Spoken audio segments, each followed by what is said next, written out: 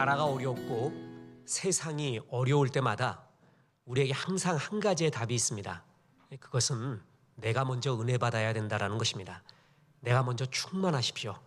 이것이 모든 것들의 근거가 됩니다. 내가 충만하여서 많은 사람에게 빛과 소금의 역할을 잘할 수 있기를 주 예수의 이름으로 축원합니다. 욥기는 참 길게 전개가 되고 욥이 알 수 없는 고난을 당하자 그의 친구인 엘리바스 빌닷 소발이 죄 때문에 그렇다. 고난은 죄로 인한 것이니까 회개하라는 이야기를 끝없이 하게 됩니다. 그리고 그 이야기가 그치고 나서 신비의 인물 엘리후가 등장을 하게 됩니다. 엘리후도 죄 때문에 그렇다라는 비슷한 이야기를 하지만 새 친구와는 다른 차원의 이야기를 하기 시작합니다. 그것은 고난의 교육적 효과에 대한 것입니다. 죄로 인하여든 애매한 고난이든 알 수 없는 일을 당하든 간에 고난은 이러이러한 하나님 앞에서의 교육적 효과가 있다. 그에 대한 이야기를 해요. 그리고 이제 엘리후 스피치의 마지막 장면이 37장 오늘과 내일에 나오는데 38장에 하나님이 드디어 나타나요. 그런데 그 하나님이 나타나서 욥에게 하는 말과 가장 흡사한 말이 욥기 37장에 나오게 됩니다. 한마디로 자연의 위대한 모습, 질서 있는 모습, 이런 것들은 하나님이 조종하고 있다. 우리는 입을 다물자. 하나님 직접 만나기를 원한다고? 자연 봐도 다 알고 있지 않느냐. 하나님 나와보라고 교만한 말 하지 마라. 이러면서 자연의 질서 가운데 인도하시는 하나님의 은혜. 너는 이 위대한 자연 볼 때 할 말이 있느냐? 어떻게 돌아가는지 아느냐? 아느냐? 할 수 있느냐? 이것이 오늘 말씀의 주제입니다. 인간의 한계 그리고 하나님의 크고 위대하심, 이것이 오늘 말씀의 주제가 됩니다. 실존주의라고 있는데 유신론적 실존주의와 무신론적 실존주의자가 있습니다. 실존은 본질에 앞선다. 그걸 실존주의자들의 아주 크고 큰 명제이기도 합니다. 실존이 뭐냐? 실존주의자들에 따라서도 다 달라요. 굉장히 어려운 주제이기도 합니다. 그런데 그 무신론적 실존주의자의 대표적인 사람이 사르트르입니다. 이 사르트르의 작품은 참 깊고 깊어요. 어떻게 보면 인간이 엄청난 벽 앞에서 그리고 위기 앞에서 던져진 불안함 속에서 자유에 대한 투쟁, 열정, 그걸 그리고 있는 게 사르트르. 하나님을 떠난 사람의 열정, 운명에 대한 저항, 부조리에 대한 맞섬, 그게 사르트르의 이야기에 많이 나와요. 사르트르의 유명한 작품들, 구토, 존재와 무, 이런 것들이 있는데 사실 어렵습니다. 근데 사르트르에게 있어서 저는 제일 감명받은 작품이 뭐냐면 벽이라는 단편소설이에요. 여기에 보면 주인공 파블로는 스페인 내란이 일어났을 때 정부군에 체포되어서 사형언도를 받게 됩니다.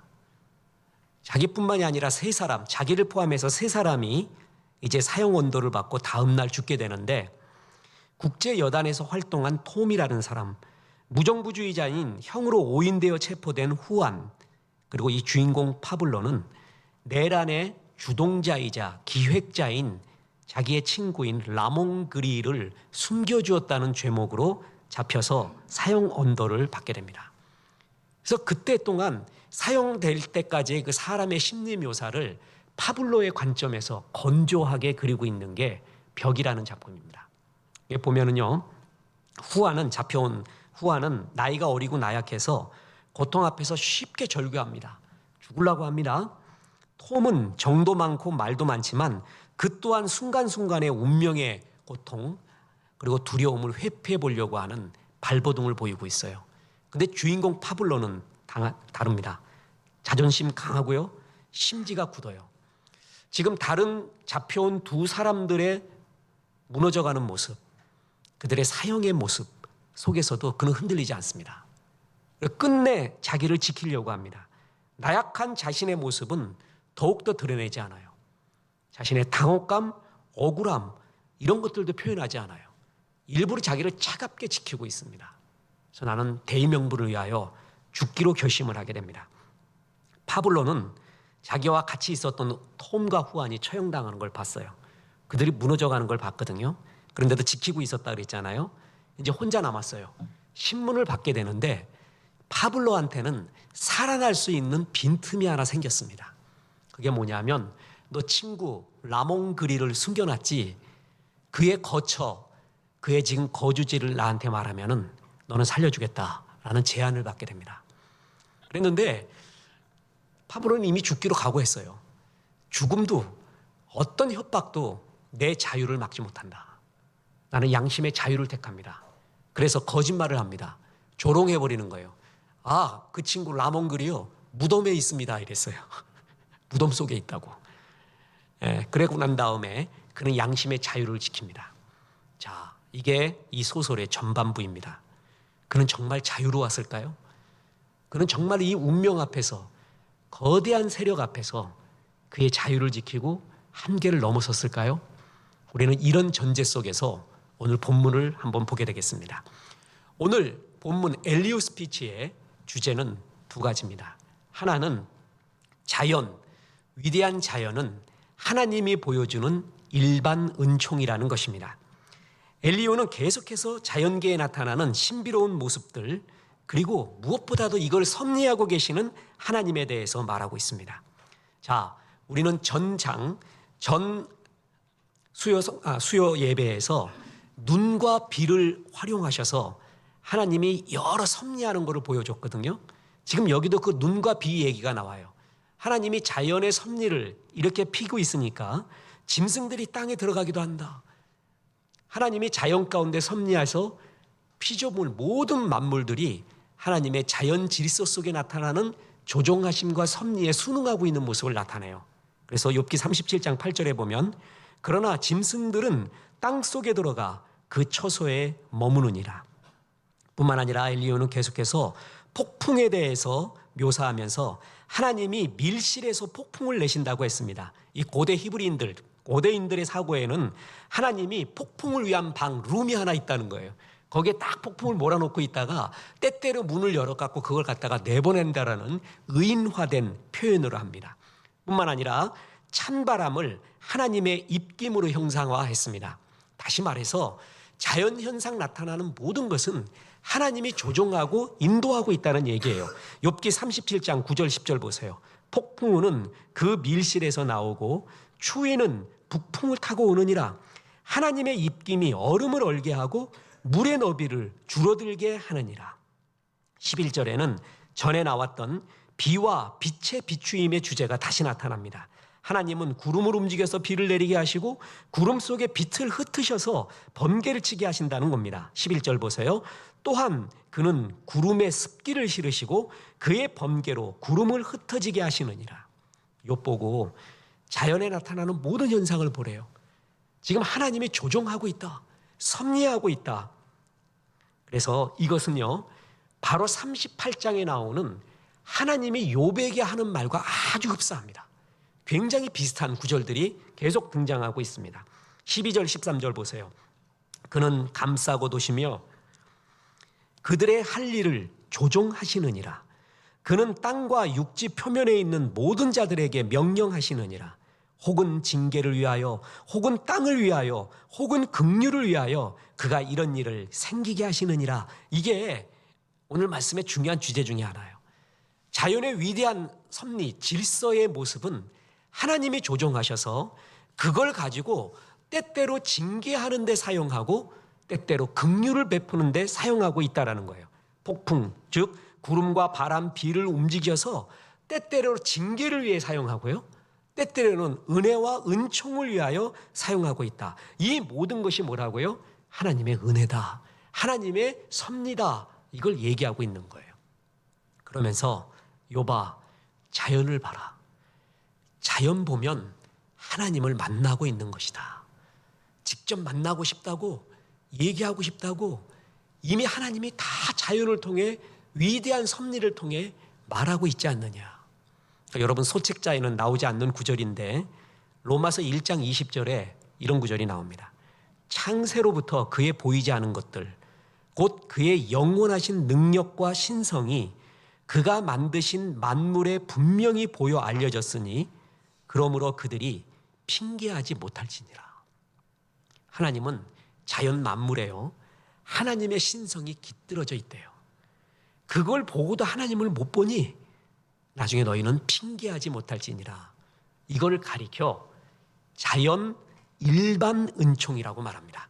신학적 용어인데요, 하나님이 당신을 계시하는, 보여주는 모습, 다시 말해서 내가 살아있다, 너희를 사랑하고 창조했고 지금도 섭리하고 있다라고 자기를 드러내고 있는, 계시하는 모습이 두 가지가 있습니다.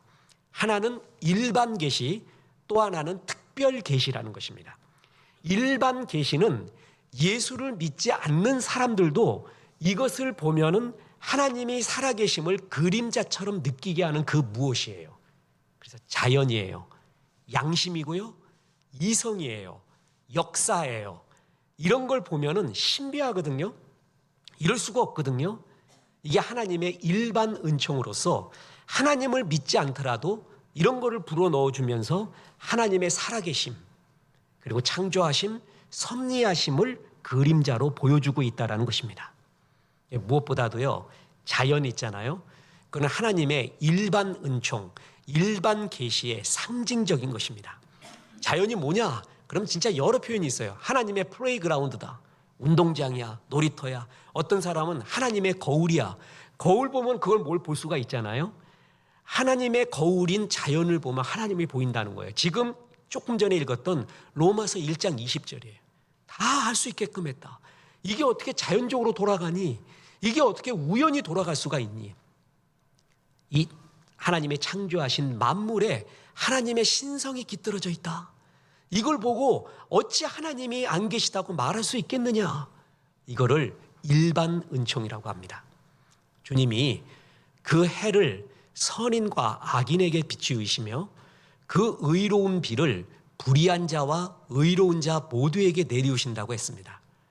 어느 누구에게도 하나님의 살아계심, 이러한 일반 은총을 느끼게 한다는 것이죠. 뿐만 아닙니다. 인간은 이성을 하나님이 주셨거든요. 제가 얘기했죠. 코엑스에서 그 아트페어 할 때만 그렇게 아메리카노 육군 정량을 오버해서 먹어가면서 잠도 못 자면서 그렇게 흥분해서 보는 게, 예술품 볼 때마다 느끼는 게 그거예요. 정말 우리 인간은 하나님의 형상대로 만들었어요. 예술품 한번 보고 느껴보세요. 어떻게 이런 걸 만들어요? 찐팬지하고 너무 차이가 나요. 찐팬지는 아무것도 못 느껴요. 그냥 바나나만 알아요, 그놈은. 우리 인간은 바나나 100개, 1000개를 주고도 그 그림을 더 보고 싶어요. 그게 우리 인간이에요. 모든 예술은요, 학문은요, 하나님이 주신 이성 때문에 나온 거거든요. 일반 학문도 이성 때문에 만들어진 논리의 체계란 말이에요. 그래서 하나님이 우리에게 주신 피카소나 셰익스피어나 위대한 시인들의 작품들도 하나님의 일반 은총을 느낄 수 있는 이성의 도구라는 것이죠. 그런데 하나님을 떠난 인간들이 그 이성을 가지고 마구마구 하나님을 대적하는 학문을 만들어냈잖아요. 그죠? 하나님을 적극적으로 소극적으로 대적하는 학문을 만들어냈어요. 그래서 그리스도인의 책임 가운데 하나는 뭐냐 하면 떠나간, 마치 집 나간 학문, 하나님이 이성을 주셔서 만든 학문인데 집을 나가서 탕자처럼 하나님 떠나 있는 학문들의 주인이 하나님이라는 걸 선언하는 것, 그걸 선포하는 것, 그게 얼마나 중요한 그리스도인의 사명인지 모릅니다. 내가 천문학을 하고 있어요. 내가 문학을 하고 있어요. 내가 의학을 하고 있어요. 내가 평범한 회사원이에요. 이 학문들의 내 전문 분야의 주인이 하나님이시다. 그걸 선포하고 그거를 궁구하고 그것을 얘기하는 거, 그 그리스도인의 사명 중에 굉장히 중요한 사명입니다. 이번에 인문학 하나님께 투 내면서 인터뷰들을 계속합니다. 제가 외모가 자신 없는지 얼굴 찍는다 그러면 그냥 자꾸 찍기가 괴로워요. 말로만 한다면 너무 좋은데 내가 얼굴 그냥 수없이 찍어대서, 그게 지금 카피풀, 교보 어디서도 동영상이 뜹니다. 그때 그 얘기를 했어요. 인문학을 하나님께라는 말의 뜻이 뭐냐? 모든 학문은 하나님이 주신 거예요. 하나님이 이성 때문에 만들어진 거거든요. 근데 우리의 죄성은 그 이성을 갖고 하나님을 거부했단 말이에요. 그 떠난 그 학문의 주인이 하나님이다 라는 것을 선포하면서 후마니타스 투 갓, 인문학을 하나님께 드립니다. 하나님이 원래 주인이십니다. 땅의 모든 학문들의 주인은 하나님입니다 하는 작업을 하나하나 해나가고 있는 것이에요. 그래서 경건 이메일을 보내드리고 있잖아요. 제 글의 특징은 내 글을 쓰지 않고요, 항상 누구의 글을 인용을 합니다. 어느 문학작품, 어느 철학작품의 책의 글구를 항상 먼저 써요. 그죠? 그 다음에 그거에 대한 성경적 해석을 가해요. 그게 인문학을 하나님께의 의미입니다. 이 땅에 수없이 우리가 관심 갖고 주된 주제로서 갖고 있는 여러 주제들의 말이 있어요. 사람들이 좋아하는 말들이 있어요. 오늘 같은 경우는 그 이기주 씨가 쓴 언어의 온도, 그걸 인용을 했습니다. 교보 전국 서점에 막 50주 동안에 그냥 1등이네. 그 진짜인지는 모르겠는데 사람들한테 그렇게 끌고 있는 그 이야기의 의미가 뭘까? 그거를 인용을 해요. 근데 그거에 대한 성경적 해석을 말해줘요. 옳으면 옳고 그름은 그르고 퀘션은 퀘션이고 일반 은총적인 측면에서 공통점은 뭐고, 그래서 그거 인문학, 땅에 있는 모든 이야기의 주인은 하나님이다, 정답은 하나님이다, 이에 대한 이야기를 하는 거예요. 이게 일반 은총.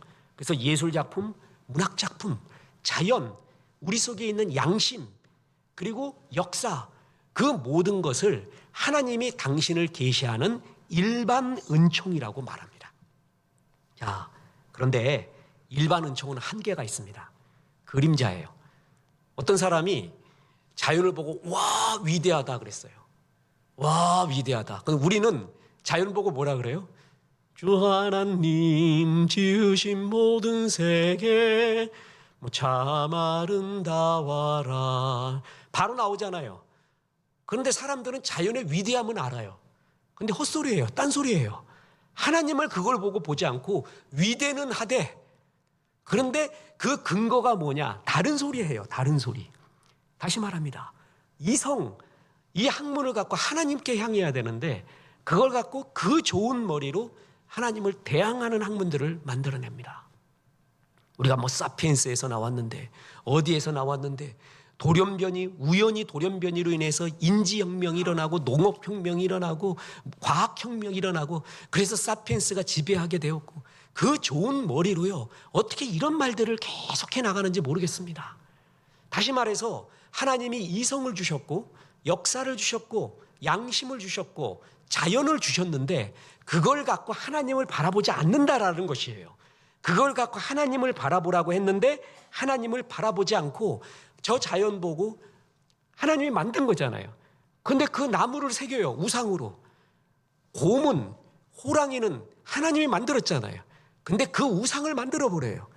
그러니까 이 위대함을 느끼는 거예요. 그런데 엉뚱한 방향으로, 하나님을 경배하지 않는 방향으로 나가 있다는 거죠. 그래서 일반 은총만 가지고는 하나님을 발견할 수가 없습니다. 정확하게 발견할 수가 없어요. 그래서 하나님이 주신 게 특별 은총이라는 거예요. 그게 뭐냐? 바로 성경이라는 것입니다.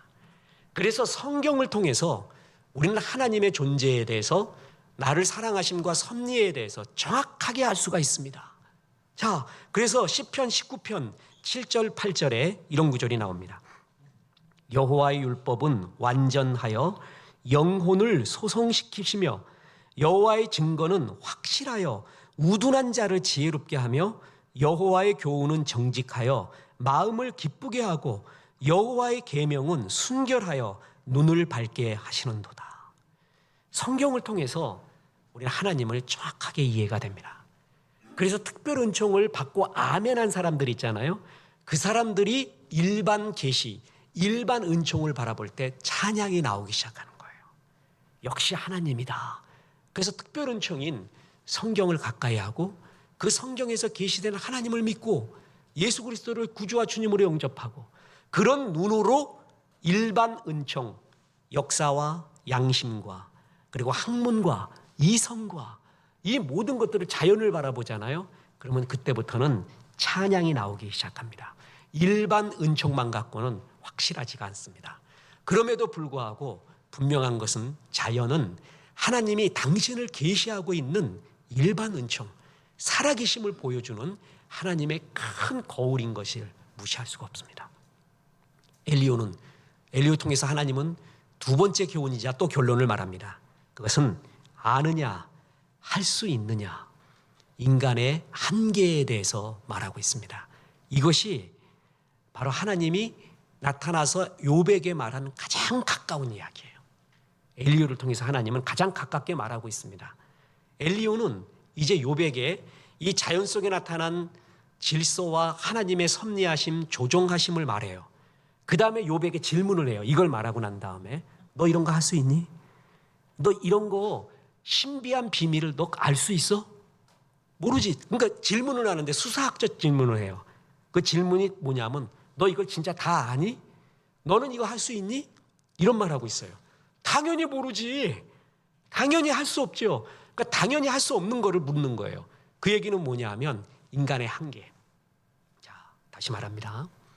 욥은 어느 정도였냐 하면은요. 하나님 맞짱 떠봅시다. 나 하나님 만나서 죽으면 죽거든요. 그래도 좀 얘기 좀 해봅시다. 죽더라도 이 떡볶이를 먹고 죽어야겠습니다. 짜장면 곱빼기는 죽더라도 먹고 죽어버려야겠습니다.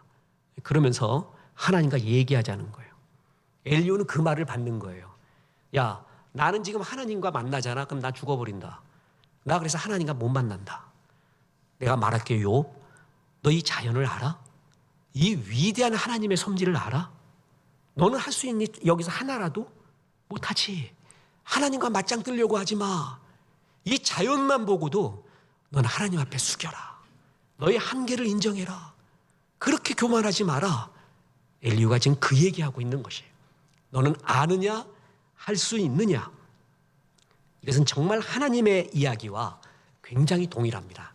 그래서 욥기 37장 19절 보세요.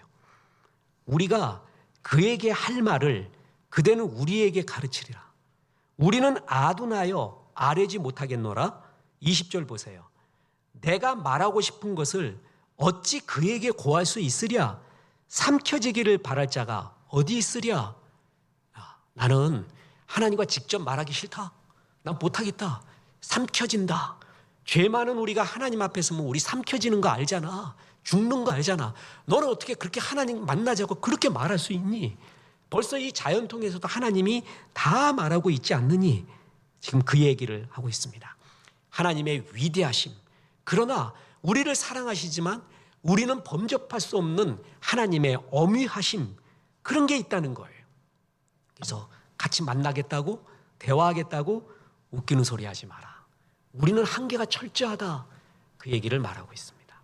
자, 아까 사르트르 이야기를 했습니다. 사르트르는 자기 친구 라몽그리의 거처를 조롱을 해버렸습니다. 어딨냐고? 무덤이요 이래버렸어요. 그럼 거짓말한 거잖아요. 그는 양심을 택하고 친구를 배신하지 않고 대의명분을 배신하지 않는 자유의 투쟁을 했습니다. 그래서 담대히 죽을 준비를 했어요. 근데 웬일인 줄 아세요? 이 사람 석방이 돼버려요. 정말 이상해. 왜 날 안 죽이냐? 그래갖고 딱 이제 석방되고 난 다음에 빵장수 가르시아라는 친구가 있어요.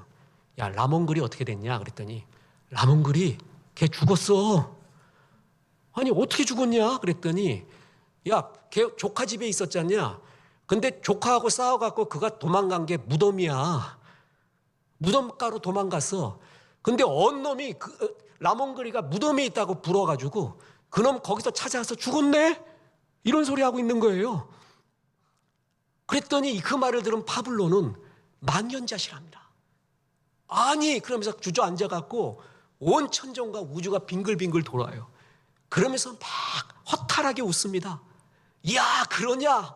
그래? 그리고 허탈하게 웃어요. 그게 끝이에요. 자기는 자유롭게 말했어요. 자유를 택하기 위하여 친구를 보호하기 위하여 그런 자유의 언어를 했단 말이에요. 그런데 그게 아니었어요. 난 진짜 웃기는 소리 한 거거든요. 말도 안 되는 소리 한 거잖아요. 무덤에 있어 그 사람. 근데 진짜 무덤에 가 있었더라니까. 나는 이 세상에 운명 앞에 저항을 하려고 했어요. 자유를 찾으려고 했어요. 근데 그게 자유가 아니었어요. 이상하게 그는 벽 앞에 있었어요. 그래서 이 벽이라는 단편소설에서 벽이라는 말이 7번 이상 나와요. 야, 참 난 이런 게 좋아. 이런 글 읽다 보면 사르트르도 안 거예요. 내가 이 거대한 운명 앞에 던져진 게보르 펜 하이트지만 이 운명과 맞서 싸워요.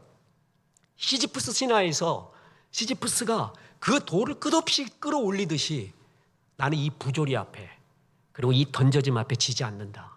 끝까지 저항하고 열정을 하면 그것이 나의 자유다 그랬어요. 그런데 그게 자유한 줄 알았더니 사실은 그 자유도 한계가 돼버린 거예요.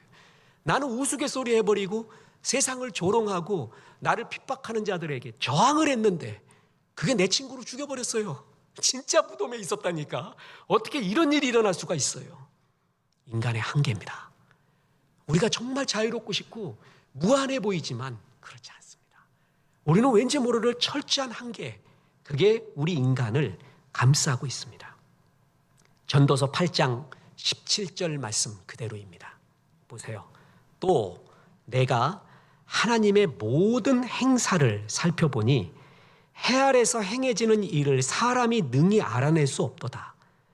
사람이 아무리 애써 알아보려고 할지라도 능히 알지 못하나니 비록 지혜자가 아노라 할지라도 능히 알아내지 못하리로다. 못 는다는 거예요. 사실 이 세상의 섭리와 돌아가는 일과 그걸 인과율로 다 설명할 수 있는가? 안 된다는 거예요. 자기는 운명에 저항할 수 있을 것 같아요. 자기는 자유를 택했다니까요. 양심을 택했어요. 그런데 그게 친구를 죽게 했어요. 이게 도대체 무슨 일이에요?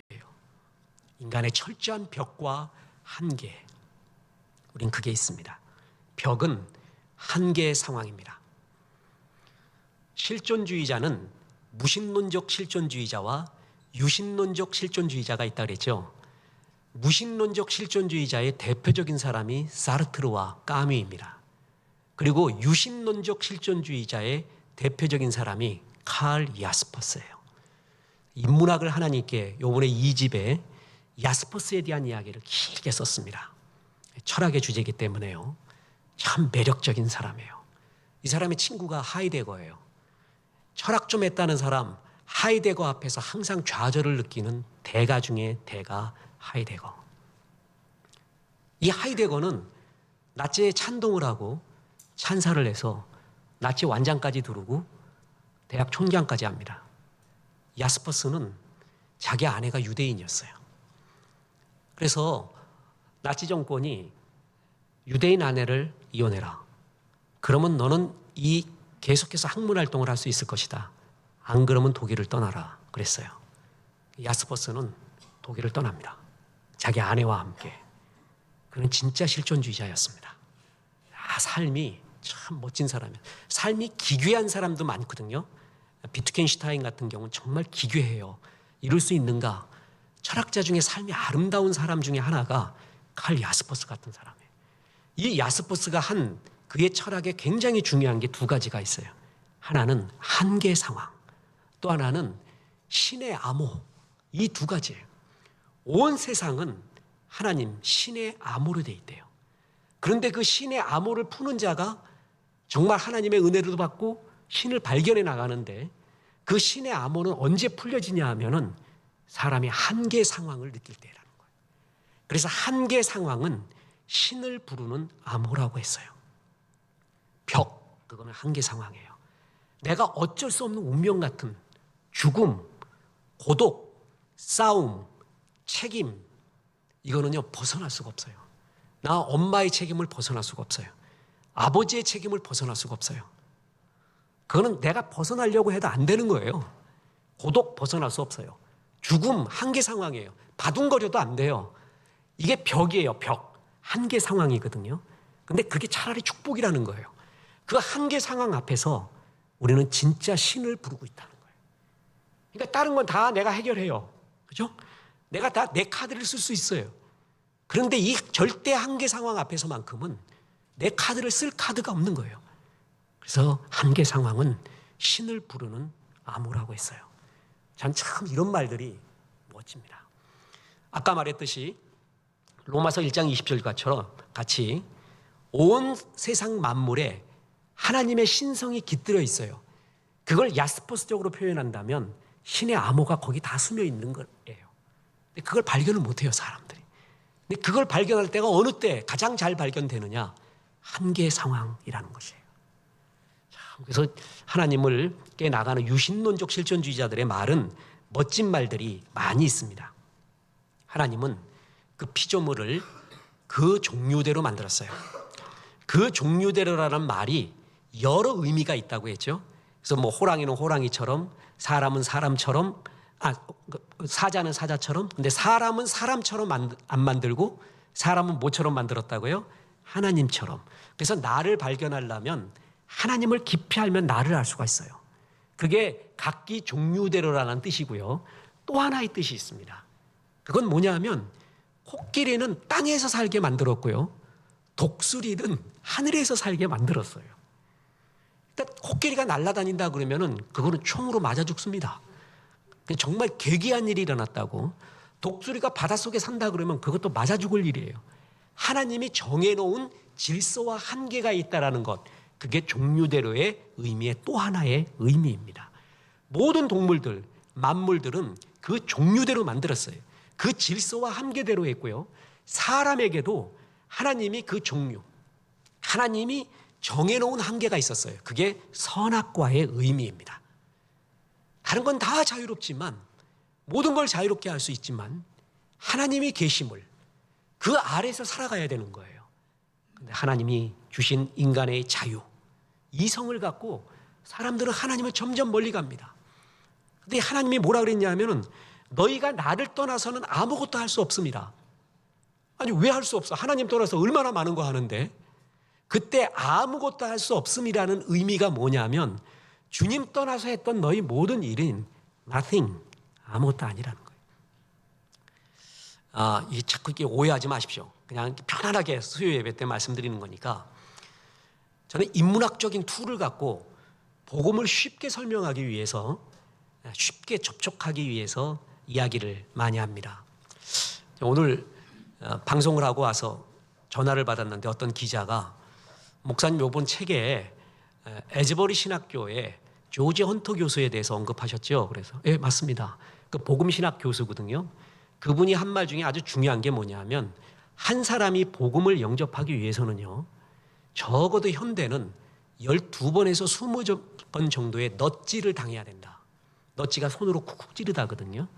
그러니까 우리는 죄인이고 하나님 떠났고 예수 그리스도를 영접해야 되고, 이 결정적인 말을 쉽게 안 받아들인다는 거예요. 그 전에 10번이나 15번이나 20번 정도의 잽을 맞아놨어야 된대요. 그래야 마음이 열린 상태에서 받아들인다는 거예요. 그게 복음 전도학에서 현대에 굉장히 중요한 역할을 하거든요. 그래서 그거를 인용을 해서 얘기해서 우리는 왜 인문학적 툴을 갖고 말하냐, 사람들이 정말 편하게 듣기 위해서 그 땅의 언어로 하늘의 음성을 전하는 거예요. 예수님이 그랬듯이 이제 그 얘기를 했거든요. 그랬더니 전화가 와서 잘 아는 사람이 조지 헌터 그 교수의 제자가 있대요. 한국에 와 있대요. 그래서 그 얘기를 했더니 맞다고. 그래서 책도 선물해주고 한번 만나기로 했습니다. 아무튼 되게 좁다니까요, 세상이. 자, 왜 이야기를 하느냐? 자, 거기에서 제가 죄에 대해 설명을 할 때요, 죄인이 뭐라는 것을 설명을 할 때 이완용을 들었습니다. 이번 책에 나오죠. 그 김윤희 교수의 이완용 평전인데, 이완용을 빼고 아무개 평전이라고 했어요. 이미 답을 가르쳐주면 안 되니까 아무개라고 하고, 제가 옛날에 설교도 했었죠. 이 사람이 누굴까요? 진짜 아무도 못 맞췄던 퀴즈, 진짜 아무도 못 맞췄었어요. 부흥회 갈 때마다, 세미나 할 때마다, 심지어는 학자들의 모임에서도 못 맞히더라고. 야, 그 사람이 못 맞춰서 너무 신났어요. 근데 요즘은 많이 맞춰. 이미 너무 많이 퍼져가지고 어디 가서 나는 누구일까요? 라고 두 마디 했더니 누구요? 이완용이요. 바로 말해. 아니 어떻게 알았어요? 그러니까 이미 다 봤대. 그래서 맞다. 그 이완용의 이력을 얘기할 때 아무도 이완용이라고 믿지를 못합니다. 그는 정말 그때 당시에 최고의 엘리트였어요. 고종이 제일 친애하는 사람이었어요. 영어 잘했고요. 국제 감각이 제일 뛰어났습니다. 독립협회 창설에 제일 많은 후원금을 냅니다. 독립문 세워질 때요, 그때 기조연설에서 막 우레와 같은 박수 받습니다. 글은 얼마나 잘 쓰는 줄 아세요? 서예에 능했고요, 문장에 능했고, 일본 천황이요, 그 글씨와 문장이 뛰어나다 그래가지고 총독부에 얘기해가지고 그 좀 받아오라는 거예요. 그 총독이 제발 좀 한 글자 써주십시오 해갖고 막 비단 갖다 주고 뭐 갖다 주고 그래갖고 이완영이 천황을한테 글 써준 게 있어요. 너무 잘 썼어요. 글씨도 잘 쓰고 문장도 멋있고요. 또 어떤 평전에 보면 술도 안 먹었대요. 주색을 탐하지도 않았대요. 뛰어난 사람이라니까. 최고예요. 그럼에도 불구하고 우리 이완용 그러면 뭐라고 얘기해요? 매국노, 나라 팔아먹은 놈. 아무 얘기가 필요 없어요. 아무리 훌륭해도 매국노죠. 그게 성경에서 말하는 거예요. 네가 아무리 훌륭해도 하나님을 떠났어요. 하나님을 떠나 있어요. 죄에 대하여라 함은 저희가 나를 믿지 아니함이요. 하나님 떠나서 훌륭하다니까. 근데 성경은 그런 사람을 뭐라고 말해요?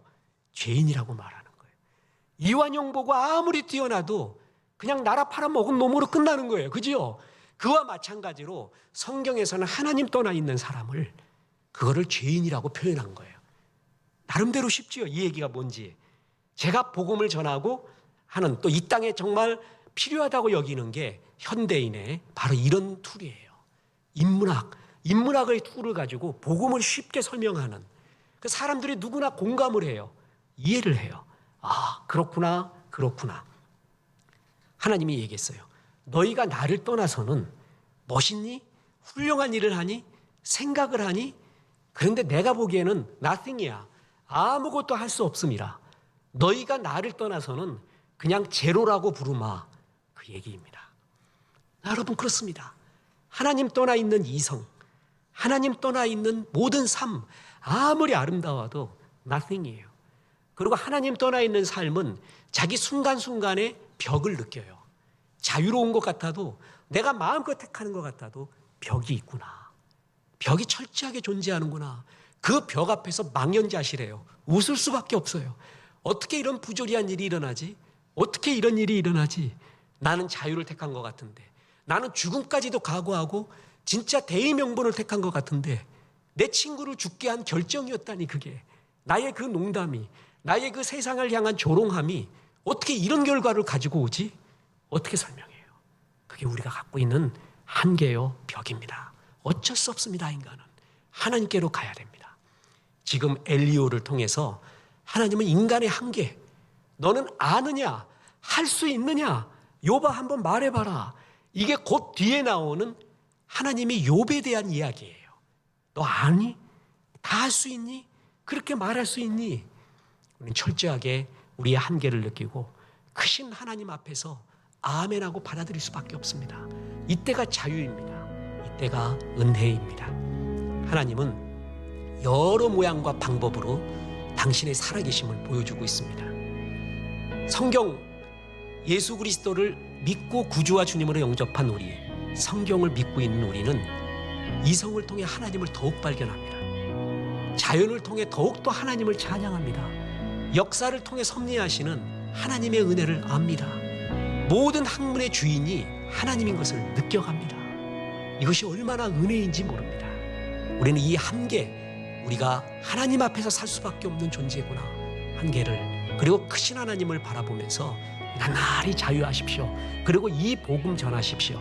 그래서 많은 영혼을 주 앞으로 인도하는 데 쓰임받는 복의 통로 되시기를 주 예수의 이름으로 축원합니다. 내가 동의하지도 않았는데 창조됐다는 사실에 분노 비슷한 것을 느끼고 있었다. 한정된 책임만 질 것을 요구하는 유물론자들의 세계는 나 같은 겁쟁이에게 한없는 매력으로 다가왔다. C.S. 루이스 저 예기치 못한 기쁨 중에 나오는 구절입니다. 무신론자들은 자신의 동의 없이 이 땅에 던져졌다는 사실에 혼돈스러워합니다. 반면 신앙인들은 하나님의 선한 목적이 있어 이 땅에 보내진 존재라고 믿습니다. 세계적인 기독교 변증학자 루이스도 자신이 동의하지도 않았는데 창조됐다는 사실에 분노를 느꼈다고 했습니다. 그 분노는 일종의 두려움입니다. 어디로 가야 할지 모르는 근원적인 두려움 말입니다. 하이데거와 같은 실존주의 철학자들에 의하면 우리의 존재란 아무런 목적 없이 우연히 도저히 이길 수 없을 것 같은 세상에 던져진 피투성 존재라고 합니다. 노인과 바다처럼 상어떼가 우글거리는 바다에 던져진 존재 말입니다. 그래서 하이데거는 인간을 현 존재라고 불렀습니다. 현 존재는 거기에 있는 존재라는 뜻입니다. 거기란 던져진 자리, 모든 것이 자기의 선택과 결단에 맡겨져 있는 자리를 말합니다. 이 자리에 있는 인간은 모든 것이 자신의 선택과 결단에만 맡겨져 있기에 언제나 불안해하며 염려한다는 것입니다. 하나님을 믿지 않는 사람은 이런 존재론적인 불안이 있습니다. 그러나 그리스도인이 믿는 것이 있습니다. 우리는 보내진 존재라는 것입니다. 그리스도인은 보내신 분 하나님이 되시고 보내신 목적이 있고 보내신 분이 지금도 함께 하십니다.